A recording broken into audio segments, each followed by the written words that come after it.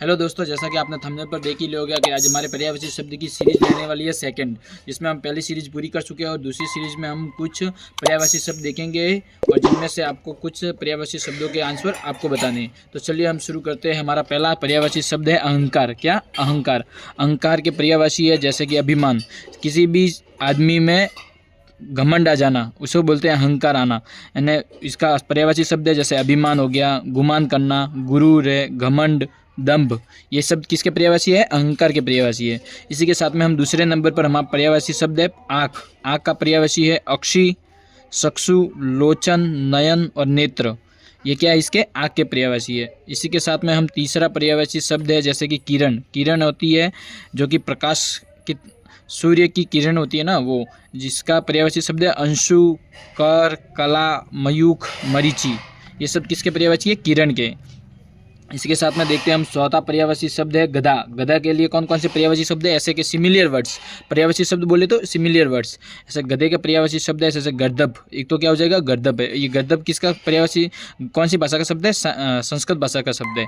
इसी के साथ में है राषभ, खुर, लंबकर्ण और शंखकर्ण। ये सब किसके पर्यायवाची है? गधे के। और चलिए छोड़िए, हम सब गधे नहीं हैं क्योंकि हम पढ़ने वाले बच्चे हैं। बाकी गधे बहुत है, वो भी एक डायलॉग भी है ना, क्या काबुल में कहीं गधे नहीं होते क्या? और गधे सब जगह होते हैं। इसी के साथ में हम पांचवें उदाहरण के साथ में चलते हैं कि चांद। चांद के पर्यायवाची शब्द क्या है? एक तो शशि। क्या है? शशि, राकापति, राकेश। राकेश है ना ईश, ईश है ना स्वामी, ने राख है ना चंद्रमा। चंद्रमा के स्वामी क्या जाएंगे? राकेश। फिर सुधांशु और विदु। ये सब किसके पर्यायवाची शब्द है? चांद के। इसी के साथ में हम देखते हैं छठा पर्यायवाची शब्द है हमारे दिन का। किसका? दिन। दिन का पर्यायवाची शब्द है दिवस, वार और वासर। इसी के साथ में हम सातवां पर्यायवाची शब्द देखते हैं पुत्री। पुत्री के लिए आपको जो भी पर्यायवाची शब्द याद है वो आप कमेंट बॉक्स में जरूर टाइप करिएगा। इसी के साथ में हम आठवां पर्यायवाची शब्द पर देखते हैं कि राजा के लिए क्या क्या पर्यायवाची शब्द दिए गए हैं, जैसे कि नरपति, नरेंद्र, नरेश, भूप और महीप। ये सब किसके पर्यायवाची शब्द है? राजा के। किसके? राजा के। और इसके साथ में हम देखते हैं कि वन। वन के लिए क्या क्या पर्यायवाची शब्द है? वन के लिए एक पर्यायवाची शब्द है जैसे कि कानन। क्या? कानन, अटवी, विपिन, अरण्य, कांतार। ये सब किसके पर्यायवाची शब्द है? वन के। और इसी के साथ में हम 10वां पर्यायवाची शब्द है सूर्य। कौन सा? सूर्य। सूर्य के लिए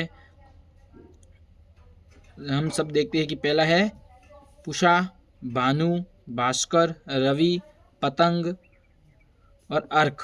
ये सब किसके पर्यायवाची शब्द है? सूर्य के। किसके? सूर्य के। इसके साथ में हम हाथ के पर्यायवाची शब्द देख लेते हैं। किसके? हाथ के। हाथ का पर्यायवाची शब्द है कर, पाणी, बाहु, भुजा, हस्त।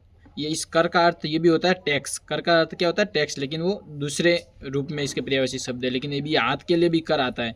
चलिए इसके साथ में 12वां समुद्र का पर्यायवाची शब्द देख लेते हैं जैसे कि उदधि, जलधि, नदीश, पारावार, सागर। ये सब किसके पर्यायवाची है? समुद्र के। जिसके भी पीछे धी लग जाता है तो वो समुद्र के पर्यायवाची हो जाते हैं। क्या हो जाते हैं? समुद्र के पर्यायवाची। इसी के साथ में जैसे जल लग जाता है तो जल के पर्यायवाची हो जाए, जल लग जाता है तो कमल के पर्यायवाची हो जाते हैं। किसके? कमल के पर्यायवाची हो जाते हैं। जलज हो गया ऐसे। इसी के बाद में हम बादल के पर्यायवाची आपको कमेंट बॉक्स में बताना है। और आकाश। आकाश के पर्यायवाची हम देखते हैं जैसे कि नभ है, गगन है, अंबर है, आसमान है, अंतरिक्ष है। ये सब किसके पर्यायवाची शब्द है? आकाश के पर्यायवाची शब्द है। तो चलिए हम आशा करते हैं कि आपको ये वीडियो अच्छा लगा होगा। Thank you.